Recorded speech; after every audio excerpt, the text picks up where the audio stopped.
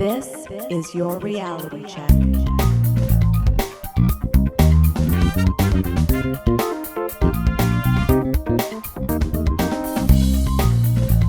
Hi everyone, and welcome to The Reality Check, the Canadian show that explores a wide range of controversies and curiosities using science and critical thinking.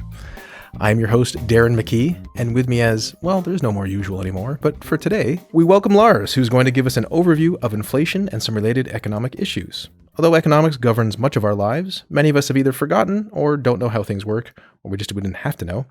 And now to Lars, to lead us towards feeling economically inspired, or at least economically curious. Thank you, Darren. The word inflation can be used to describe something that can and does occur in a seemingly endless number of ways. I was reminded of this when it came time to fix my deck. I naively thought that the numbers on the wood actually represent their measurements. I didn't realize that a 2x4 actually meant 1.5 by 3.5 inches. Yeah, and that every piece of wood you buy will actually measure slightly less than the number used to describe it. Getting a smaller amount of something for the same price is basically the same thing as inflation that people think about when they use the word. Is this because Home Depot's in the pocket of big wood? You can also spot inflation when you track the names of professions. So secretaries become personal assistants, garbage men become sanitation workers, and the size guides on women's clothing always get bigger. Likewise, bachelor's or master's degrees don't hold the same prestige as they used to, and some hotels are now rated on a 6-star system. 6 stars. What's next? Out of 10? Give it time, it'll happen. What I'm trying to show with these examples is that inflation is something that's almost universal. You'll find it almost everywhere you look for it. However, there is one kind of inflation that most people mean when they use the word. So when most people think about inflation, it's what they're actually talking about is the value of money and the prices of the goods and services they can buy. While there are always some products that become more expensive over time and others that become cheaper, if the overall balance of prices for things most people like to buy is rising, then the inflation rate is said to be positive. That simply means that most things are getting more expensive. Then we have inflation. So really it's an aggregate measure. Exactly.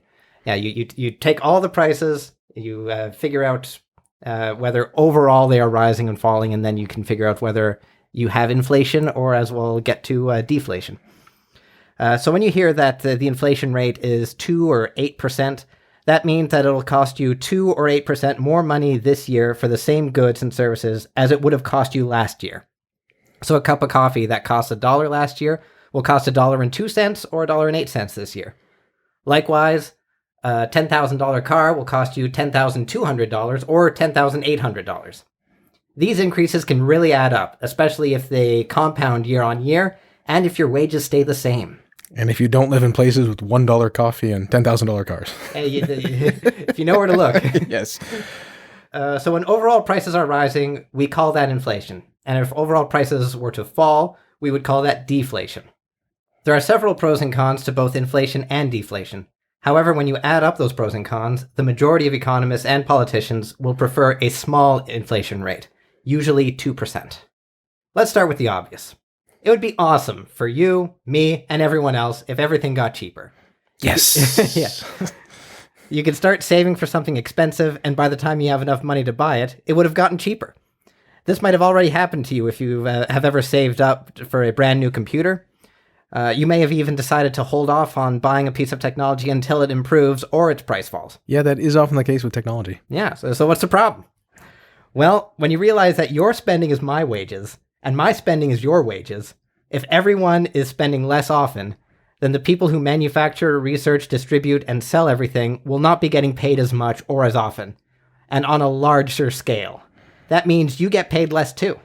I think that's a good way of putting it, that your spending is my wages. I really think that people sort of understand this, but probably not explicitly. So I think it's a good framing. Oh, good. I stole it from Paul Krugman. Oh, that guy. If your research and development money for future technology comes from present sales, then the research can't happen as quickly if everyone is holding off.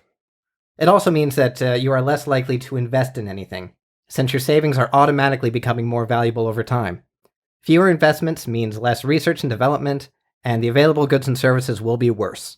It also means that when you take out a loan for a mortgage or anything else, then the value of that loan is always getting larger and likely harder to pay off. Counterintuitive as it might seem, it is in your interest for prices to be rising. That does seem counterintuitive. So let's spell this out. If you have a loan and say you're going to borrow $1,000, let's work through that example. Okay, so if you borrow $1,000, then spend it right away, which is what most people tend to do when they borrow, and then at the same time, you see that prices all over are falling, and we have deflation. The value of that $1,000 loan just increased relative to the prices. Because I can buy more for the same amount of money. That's right. If you were to return everything at their market value right after you had bought it and after deflation had happened, the money you get back would be less than what you spent for everything. You also have to consider what the interest rates on loans would look like under deflation. Since the value of money is increasing, lenders have no reason to risk loaning out their money unless their benefits outweigh that risk. Fewer people lending also means a shortage of the supply of loans. So interest rates have to compensate for a lot more. So this is the little thing which was worth highlighting, that the interest rates are related to loans, which is something you were saying, I don't know, a few minutes ago, which is that if loan rates are higher, people are less likely to borrow and more likely to save, right? Because that's sort of the inverse of this. That's right. Yeah. And the deflation is almost going the exact opposite direction. Yes. Okay, so let's go back to that $1,000 loan. Okay, so going back to the $1,000 loan, it now costs more than whatever you spent on it. It can get even worse if you think about labor as being another kind of price. If prices are falling, it is realistic to expect that employers can more easily lower your wages. This would be the flip side of when you get a pay raise to compensate for inflation. You would therefore be earning less income, and that $1,000 loan is constantly becoming worth more and more.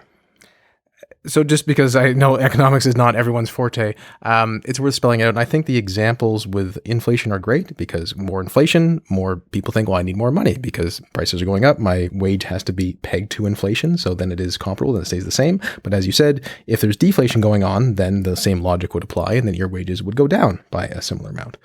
Exactly.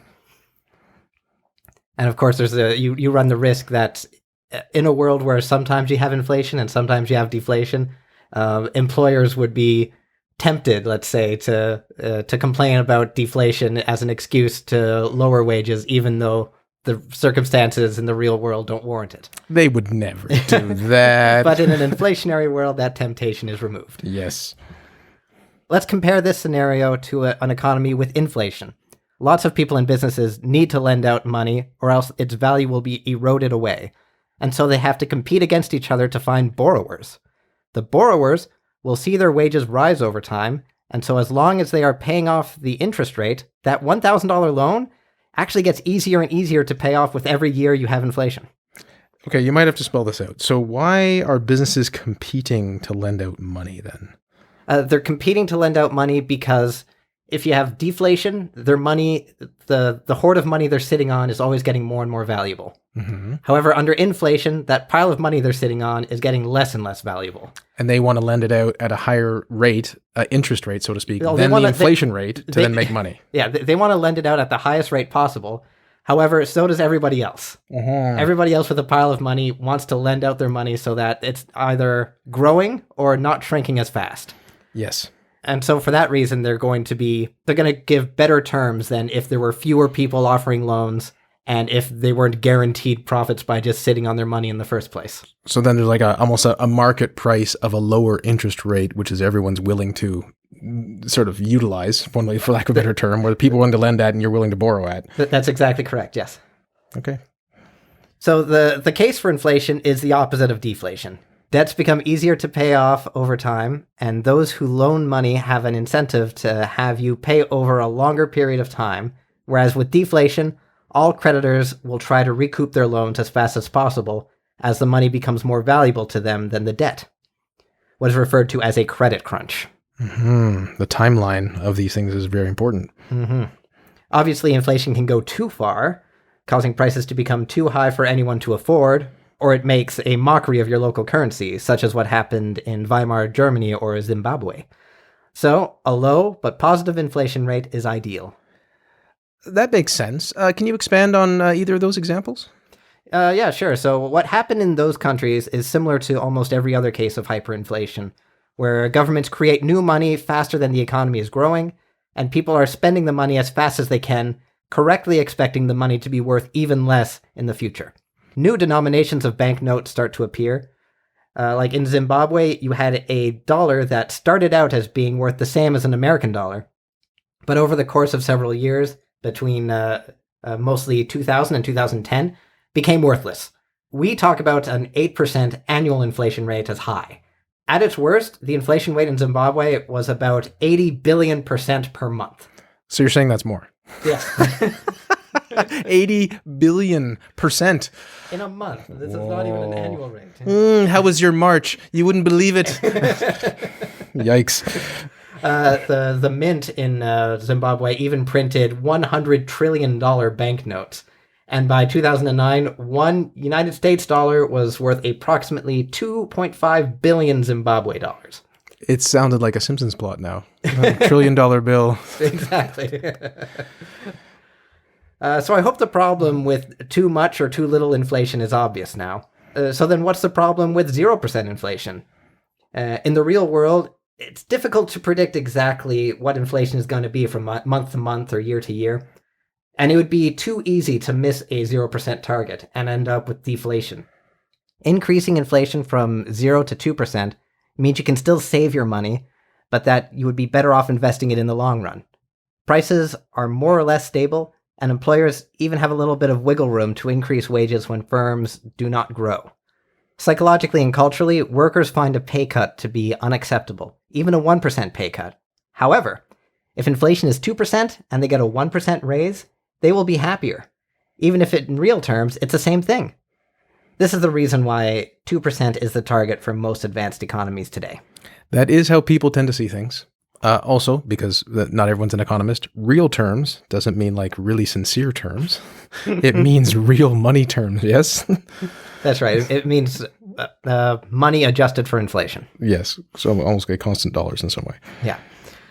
Economists have several different ways to tell what the inflation rate is and how it is changing. The preferred method is to use the Consumer Price Index, or CPI. This is often described as taking a basket, filling it up with goods and services that a typical family purchases on a regular basis, then tracking the prices of those products as they change over time. I know when I go to the store, I use a basket. When I wasn't inventing basketball. But try putting a service in that basket. Oh, see how far you get. When you add everything up and compare it to what it was the previous year, you can say that even though some services got cheaper and some goods got more expensive, overall the basket prices increased by 7%. It is simple to picture, but like everything, it becomes unbelievably complicated when you try to account for changing technology, preferences, changing consumer behavior, and balancing which items are likely to get purchased several times a year, like food, or just one time over the course of several years, like a car. This is also why, to the annoyance of some, gas prices are not included as what is considered core inflation, since it is usually volatile and based on factors that are external to the rest of the economy. There is a reason why core inflation is considered more important than overall inflation, and that is because it risks creating what is referred to as a wage price spiral. In normal times, central banks can keep annual core inflation at or close to 2%. But if after accounting for external factors, core inflation rises too high, you get hyperinflation, which is sometimes defined as 10% or higher per year. When that happens, inflation becomes like toothpaste, being very difficult to put back in the tube. Wait, just to clarify, so core inflation is almost by definition which is measured by the Consumer Price Index? When you're trying to figure out, okay, what's really going on in the economy? What's happening to prices? Then you try to weed out all of the outliers. Ah, yes. Okay, the core, so to speak. So if you actually picture a graph, the thing would be central versus the outliers, which are less representative. So you would value prices of domestically produced things more highly than you would value the prices of imports. Because, we would just consider those as less important to core inflation, even though you feel it in your wallet. But it's just not what you're necessarily measuring. And of course, it also means that you would have a different policy solution depending on what the cause of inflation actually is. Very much so, yes. So back to this difficulty of putting toothpaste back in a tube. Yeah. The reason for that is that workers start demanding higher wages to account for inflation, and suppliers increase their prices to the highest possible amount to maximize profits. Attempts at price control will cause shortages, and people can only watch in horror as their life savings erode away. When you know that the money you get today will be worth a lot less tomorrow, you will naturally try to spend it as fast as possible. And so will everybody else. Governments, central banks, and consumer banks will all have to constantly create new money to pay for their own workers and other services. Governments and central banks have several tools at their disposal to counter hyperinflation, but none of them are good. The basic fact is that they will have to cause a recession. They have to lower overall demand, causing people to lose jobs and increase unemployment. Given the dramatic effects inflation can have, I think people are right to wonder how and why it happens, and how it can be reduced or stopped. There is a simple model that introductory economics courses teach that is helpful to visualize the relationship between money and prices. The model basically states that prices are determined by three factors. And in order to understand where inflation is headed, you need to understand how those three factors are changing. Those factors are 1, the amount of money in the economy, 2, the amount of times that money gets spent in a year, and 3, the amount of goods and services that are up for sale. If the amount of money in the economy increases and people spend just as frequently as they did before, then there's no change in the amount of goods and services offered. Then you can be certain that prices will rise. The easiest way to visualize that is just to think that you have more dollars chasing fewer or the same number of goods. And so the value of the dollars will be in relation to those goods will change depending on how many dollars are there. Likewise, if the amount of money stays the same, but people spend more frequently, and there is no change in the amount of goods and services, then prices will have to rise again. Finally, if the amount of goods and services rises, and the amount of money and frequency of spending both stay the same, then prices will have to fall. And so if you increase the number and variety of things for sale, then just because of the laws of mathematics, you're going to see that the prices will have to fall. Because there's more stuff to buy, it's almost like they're all competing, and then they will lower their prices to be purchased. Yeah, you only have so many dollars in the economy that can only buy so many things, and people are only willing to spend so often. Yeah. The model can be made to be more realistic and complicated by adding several factors like population or technological improvements, but the best way to integrate these more realistic factors would be to see how they affect one of the three main factors I just mentioned. Some examples might help to make this clear. If we imagine that suddenly there is a gas shortage, then that would be captured as a decrease in the amount of goods and services available, meaning prices will have to rise. Or if there is a global pandemic that suddenly causes people to spend a lot less money and save more, then money will circulate less and prices will have to fall. The model also predicts that increasing the money supply, all else being equal, that you have more dollars chasing the same number of goods, and so prices rise and we get inflation. Mm-hmm. There's only one problem with the model when it comes to making sense out of inflation, and that is that none of the figures are actually measurable, let alone predictable. Only that. And their relative importance to one another cannot be determined. Oh, economics hits a snag. Yeah, try counting how much money there is in an economy. Good luck. 1, 2. In the world of theory, if you suddenly add $1 trillion into the economy, you should expect to see a substantial rise in prices. But in the real world, that doesn't always happen. In fact, central banks have no idea what the relationship is between the money supply and the price level, and so instead rely on deciding if inflation should be higher or lower, and add or subtract a little at a time to reach the desired amount, which is usually an overall inflation rate of 2 or 3% per year. Good old 2%. Yeah. But it gets worse. Oh. Since central banks do not actually create the money that you and I use. Since most money is electronic, it is actually created by several independent banks with no authority controlling the overall amount. What central banks usually do is determine the interest rate, which indirectly incentivizes banks to loan or create more or less money. The interest rate will affect the price of mortgages and other loans, which accounts for most of the money supply. But it is ultimately up to the banks themselves to decide how much to lend out. This leads to another complicated segment of where money comes from. But the gist, if I can try to hazard a guess here, is, as you said, is it incentivizes banks, and banks, through legal, statutory, regulatory authority, are allowed to lend out at a certain ratio, whatever it might be. And as such, they can then lend out more money than they have, and it's up to them to decide how much they lend out to make money through interest payments and whatnot.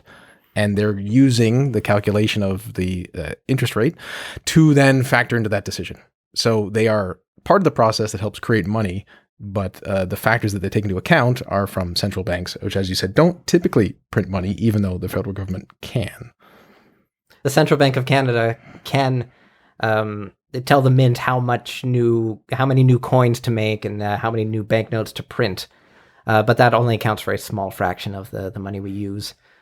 And unfortunately, it gets worse than that, since the central bank doesn't even control the interest rate. That's why you will always hear about an interest rate target, which central banks try to achieve by buying and selling government bonds and other financial assets to and from banks in a process called open market operations. Sounds like market manipulation to me. Technically true, but highly misleading, because that phrase means other things. That's right. So Econ 101 will also teach about what is called the Money Multiplier, meaning that for every dollar that a bank lends out, they need a corresponding real amount of money in their safes, called the reserve ratio. Central banks then charge the rate they are allowed to loan out to either increase or decrease the money supply that way.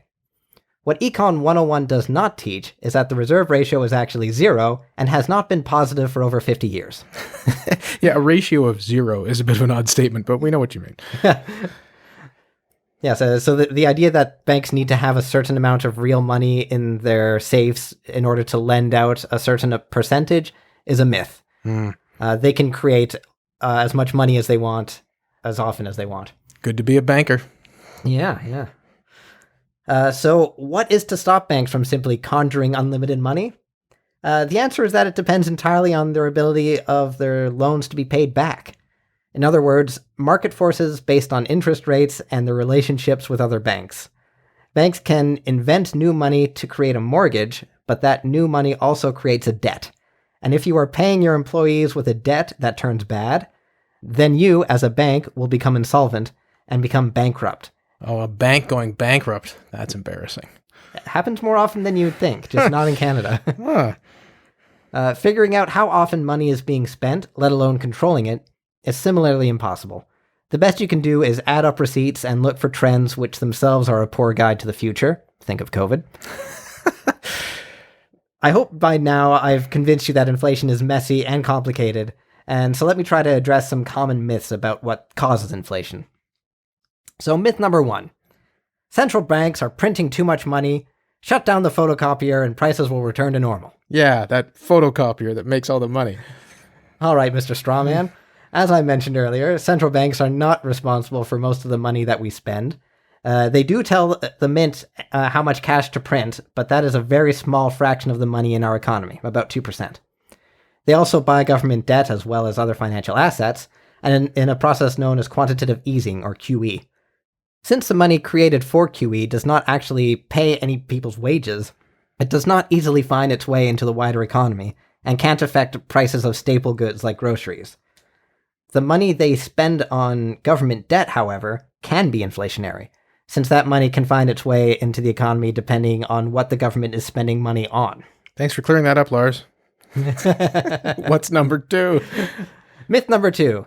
Inflation is caused by greed.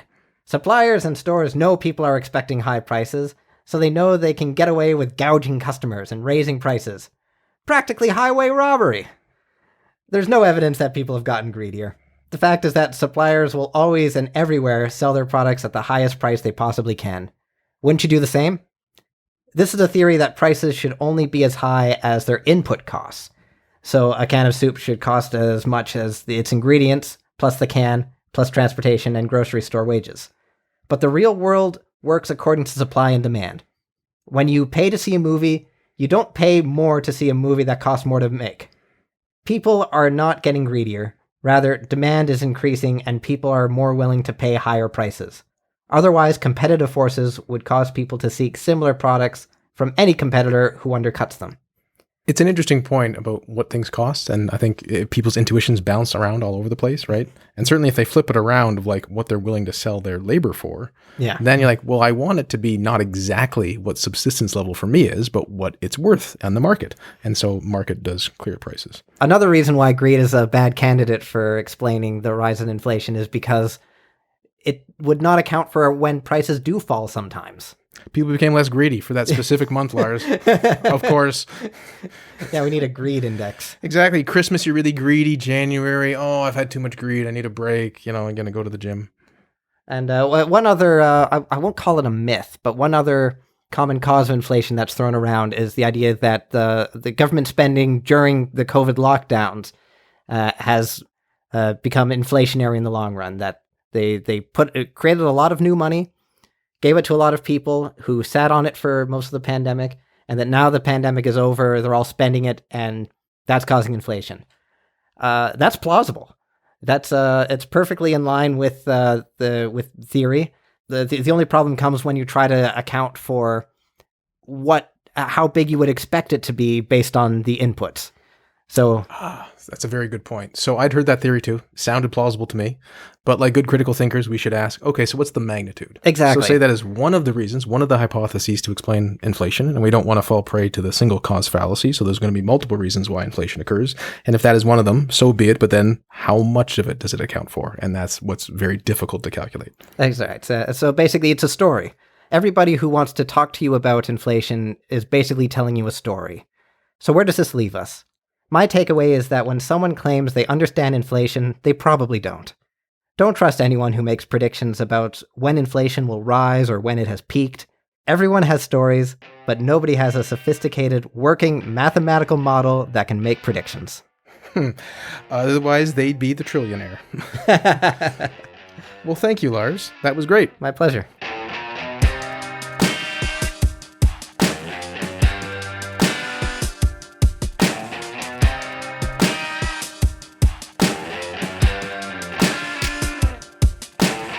And now we go from the present to The Man from the Future, which is the title of a book with the subtitle, The Visionary Life of John von Neumann, by the author Ananyo Bhattacharya.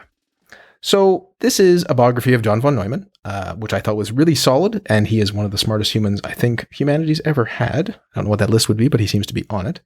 I thought the book was interesting because we got to see how foundational von Neumann's contributions were to quantum theory, to the atomic bomb, to the development of the computer, to game theory, and to the ideas of replication in general. He was quite a prolific man. I also appreciated learning that von Neumann was a bad driver. He actually bribed the licensing official to get a license. He was that bad and got in car accidents. So I'm thinking, well, before you slag the AI drivers that we have now, like, well, von Neumann wasn't good either. And look how smart he was. He also was only middling at chess. What a maroon. And he was usually more concerned with thoughts than emotions. Well, that's not entirely too surprising. The book does seem to be a bit more of an intellectual biography, though, or a biography of von Neumann's ideas rather than the man himself, as I found myself wishing there was more content about his non-work life, his day-to-day, etc. You get a little bit, but I wanted a bit more. That said, to be fair, he seemed to have lived a life of the mind, so perhaps it is representative. And I also want to show some respect for the difficulty of making this particular biography. It's sort of like doing a biography of any really brilliant person. If you're trying to cover their life, it's all their ideas. And then how do you do justice to all these ideas unless you're as brilliant as they are? And the amount of research that had to be done for this to go through all these different domains of quantum mechanics, the hydrogen bomb, the computer, game theory, and so on. One could quibble whether things were covered more or less well in some cases, but I think overall it was pretty good coverage. And I think Lars read it also. I sure did, and and I enjoyed it very much. And I basically want to echo what you said there, that it is definitely interesting to see when somebody tries to take a life of the mind and make it into a biography, because you end up having to spend pages and pages talking about ideas before you can even start to talk about what that person's contributions were and where they were in their life and how it all fits together in one narrative. So, yeah, difficult task. Yeah, I also thought it's almost unfair that some people know von Neumann. You have von Neumann probes. If you're in computer science or math, there's von Neumann architecture and other mathematical ideas. But the average person, some people know him, some people don't. And yet he was so important to all these different domains. And then I thought, well, people know Einstein. and Darwin, but they don't really know, like Heisenberg has the uncertainty principle, Schrodinger's cat, but they don't really know Heisenberg, Schrodinger, Dirac, all these other famous, brilliant mathematicians. So maybe that's just how it goes. Einstein gets all the credit, and that's how it is. Well, if von Neumann had come up with something pithy, I think that would have really helped. Yes, you can't just help the atomic bomb come to existence and help quantum theory come to existence and help Gödel's incompleteness theorem and help the birth of the computer. You have to be more directly associated with it. So good for him, though. Well, thanks once again, Lars. Oh, yeah, definitely my pleasure. And until next time, think better, to act better. Goodbye, everyone. For show notes or to discuss this episode, visit our Facebook page and website at trcpodcast.com. For general inquiries or to send a topic or parody suggestion, email info@trcpodcast.com. Help support the show by leaving a review on iTunes and liking us on Facebook. Follow us on Twitter @TRC_podcast.